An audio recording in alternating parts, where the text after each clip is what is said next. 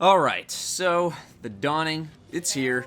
I talked about it last week in terms of what is actually coming with the dawning, but now that it's actually out and we know everything that's in it, I can give some thoughts.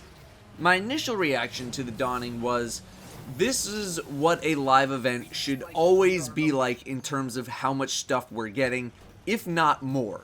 Festival of the Lost, especially this year, was an embarrassment in terms of the kind of content that came with it compared to how many microtransactions were available. The Dawning, on the other hand, is much better. I don't mind there being all of these microtransactions when there's actually stuff for me to go do. It doesn't feel like I'm just being sold items. With Festival of the Lost, it was run around for an hour, then all there was left to do was buy stuff. The Dawning, we have a book to complete, SRL is back, strikes are revised and have scoring now, so there's actually a little bit of meat there, which is good. SRL is, well, it's SRL. I never had a problem with SRL last year as an activity in Destiny. A lot of people last year were kind of down on it simply because it was announced at PlayStation Experience, and a lot of people thought we were going to get something much more substantial as an update. But if you just look at SRL itself as an activity, I think it's totally fine and good. The new tracks are very good. You can tell Bungie learned from the first time around and zazzed things up a bit, but otherwise it is still the SRL experience that you know from last year if you played last year. I think I like the Mercury map a little bit more than the Earth one. The Earth one can be very unforgiving at times. Then we get to the strikes that got brought back and revised. The Nexus, Will of Crota, and the Shadow Thief. The way these strikes were revised is definitely the direction I would like to see more strikes go in terms of boss engagement. I know we're never going to see very complex boss encounters in strikes, but anything to make the fight less brain-dead boring is more than welcome by me. The Nexus added what are essentially the Templar encounter mechanics to the fight. The Omnigul fight was made into a much better version of the encounter where you actually fight in the room and the ads aren't as insane. And Taniks, well, I mean, killing the Siva notes to bring down Taniks' shield, it's an improvement over what we had before, which was just kill him. So overall, the strikes themselves, much improved. The strike scoring system is an improvement over Challenge of Elders. The biggest problem with Challenge of Elders scoring was that in order to maximize score, every player needed to tag every single enemy to get the assist points. This made it so going for a high score was a huge bore because it meant going very, very slow. Now it seems like the only way to get assist points is to get an absurd amount of assists in a very short window of time. This means more focused on just killing stuff and trying to get a lot of medals for bonus score. This is way more fun than Challenge of Elders scoring. The Nightfall has a timer built in, so the faster you go, the more points you get, which is pretty cool to see as well, because there's also a time incentive. There wasn't Challenge of Elders, but it didn't feel as important to follow because the negative of going slow really wasn't that impactful.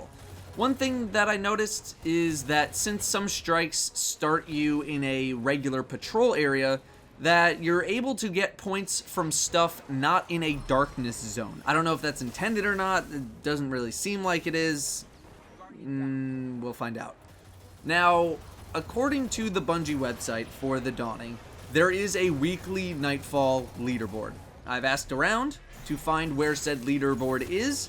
I do not know where it is. If it is just the clan and friend leaderboards that didn't even work half the time like Challenge of Elders had, then I'm not really too thrilled about that. One of Destiny's big problems is that it doesn't have any long-term, very long-term grind. The record books are a long-term grind for people who get to play an hour per week. Actual leaderboards with rewards attached would at least be one way to incentivize somewhat regular play among the people who continue to play the game long-term. Microtransactions appear to be much more forgiving this time around. I'm not sure if this has been the norm, but I had a friend tell me that they managed to get both sets of armor in 9 treasure boxes. At first glance, it doesn't appear that it'll take you a ton of boxes to get a full armor set, and you can get, I think, 6 to 8 boxes for free. 3 weeks from heroic strikes, and then 3 from hitting rank 5 SRL per character, on top of a chance to get them in the big gift boxes that open with the tags.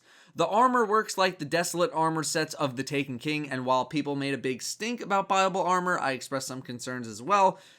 It didn't really affect the game in terms of balance or gameplay at all, so I really don't think it's a big deal.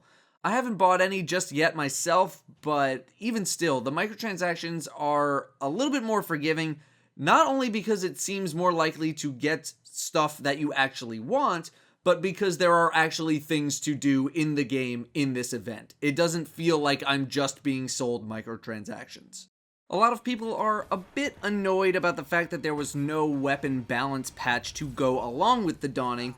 You know, a lot of people were expecting one. I was expecting some very minor tweaks to the game, probably in the form of something nerfing, something related to shotguns, and maybe something on reducing the range of high rate of fire pulses, but turns out, nothing's happening. No, I am not one of those people who thinks all primary weapons need to be buffed for the sole reason of competing with shotguns, and that's all I'm going to say about that. I'm not too torn up about no balance patch, but on the other hand, I would like to hear Bungie's thoughts on the state of high rate of fire pulse rifles, because it's very obvious that they dominate right now, and I'm just wondering if something's gonna be done about that. I don't know. I guess we'll find out in a month or so.